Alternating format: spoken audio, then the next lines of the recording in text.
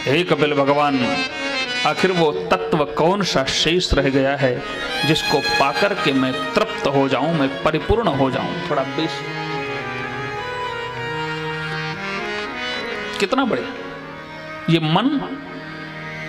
इस मन को जितना विषय परोसोगे उतनी ही इस मन की भूख बढ़ेगी। कोई यदि सोचे कि बस जीवन में अंतिम बार आज फिल्म देखना है, बस इसके बाद बंद कर दूंगा, ये काम तो गलत है लेकिन एक बार और कर लूं फिर बंद कर दूंगा। बोले ये जो एक बार करने का संकल्प है ना, अभी बंद करो, इसी वक्त बंद करो। ये एक बार का जो अवसर है, यही अवसर मन की भूख को बढ़ाता है, मन की भूख को बढ़ाता है। संयम के कोड़े चटकाओ। गोस्वामी जी अपने मन को कहते हैं, सुन सठ मना।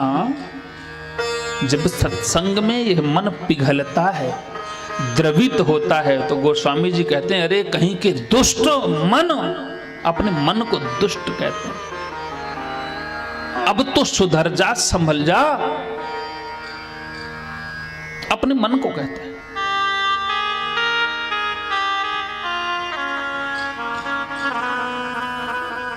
लोहा जब गर्म हो तब उसमें हथौड़ा चटकाओ, ठंडे लोहे में कितना भी हथौड़ा चटकाओगे वो मुड़ेगा, जैसा आकार चाहते हो वैसा आकार बनेगा। लोहा जब गर्म हो, बिल्कुल लाल हो गया हो, धधकने लगा हो, फिर हथौड़ा चटकाओ, जो बनाना चाहोगे वही बनेगा, जैसा आकार चाहोगे वही आकार निकलेगा। निकलेगा कि नहीं? तो ये मन जब सत्संग की आग में थोड़ा तप जाए तो इसको कहो कि अब तो सुधर जा। ये विषय परोसने से ये मन कभी सुधरने वाला नहीं है प्यारे। एक बकरी थी, बकरी को लेकर एक व्यक्ति जंगल गया। जिसकी बकरी थी उसने कहा था कि जंगल में इतनी घास खिलाना, इतनी घास चराना कि घर जब लौट करके आए तो एक भी बार घास की तरफ देखे भी ना, इसका पेट भर जाना चाहिए। जंगल में वह व्यक्ति उस बकरी को लेकर के गया, दिन भर घास खिलाया, सवेरे से शाम तक उसने घास ही घास खिलाई, कोमल कोमल घास, पेट भर गया। बोला लौट करके आया तो बकरी के मालिक ने कहा कि पेट भर गया? उसने कहा बिल्कुल, सवेरे से शाम तक मैं यही तो कर रहा था। और जैसे ही घर आया तो सुंदर कोमल कोमल घास को तोड़कर डलिया में सजाया और बकरी की तरफ बढ़ाया। जैसे ही चमचमाती हुई कोमल सी घास बकरी ने देखा तो गपकने के लिए लपक करके आगे बढ़ी। तो बकरी के मालिक ने कहा क्या करके आए दिन भर? इसकी भूख तो अभी वैसी की वैसी रह गई। दूसरे दिन फिर वह ले गया। अब बेचारा दिन भर सवेरे से शाम तक घास खिला रहा है, कोमल कोमल घास तोड़ता अपने हाथ से खिलाता।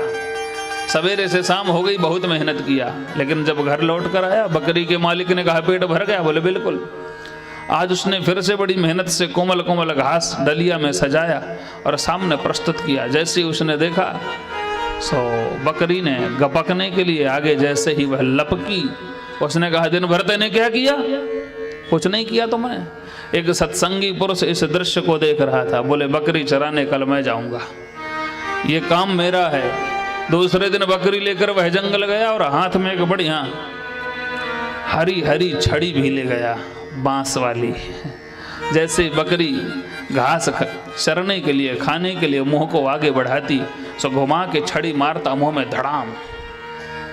जैसे उसने मुंह को आगे बढ़ाया, एक छड़ी घुमा के मारी धड़ाम, फिर से बढ़ाया, घुमा के मारी धड़ाम। सवेरे से शाम तक में सैकड़ों डंडे, सैकड़ों छड़ियां बकरी के मुंह में पड़ गई।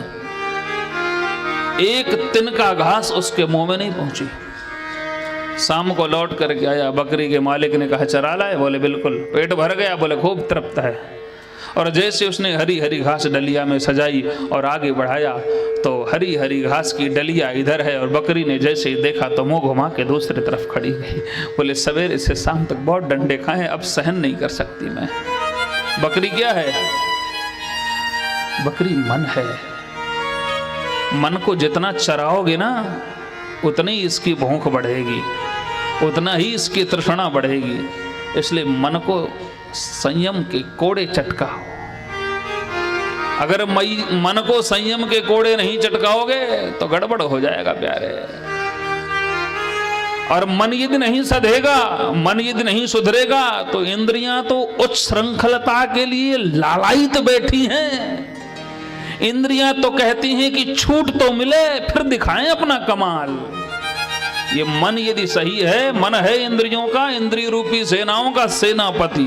यदि सेनापति ठीक है तो सेना भी ठीक है, और सेनापति ही गड़बड़ है तो सेना का क्या कहना है। वो तो कहीं भी दिमाग लगाएंगी, आंख कुछ भी देखेगी, जीभ कुछ भी खाएगी, कान कुछ भी सुनेंगे, क्योंकि सेनापति गड़बड़ है, ढीला है। वेद कहता है भद्रं कर्णेभिः शृणुयाम देवा भद्रं पश्ये। श्रेष्ठ देखो, अच्छा देखो, अच्छा सुनो, अच्छा बोलो।